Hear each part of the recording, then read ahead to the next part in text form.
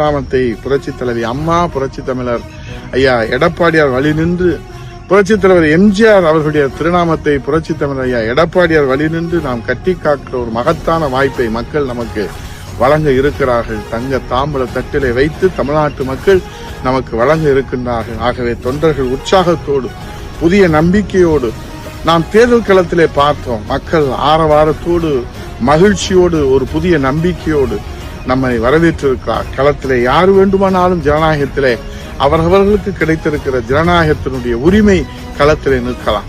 ஆனால் மக்கள் இந்த தமிழ்நாட்டை ஆளுகிற உரிமை, நாளைய தினம் திங்கட்கிழமை 4ஆம் தேதி தமிழகத்திலே மக்களுடைய தீர்ப்பு. எடப்பாடியார் கையிலே தமிழ்நாடு இனி தன்னிகரில்லா தமிழ்நாடு, தலை நிமிர்ந்த தமிழ்நாடு.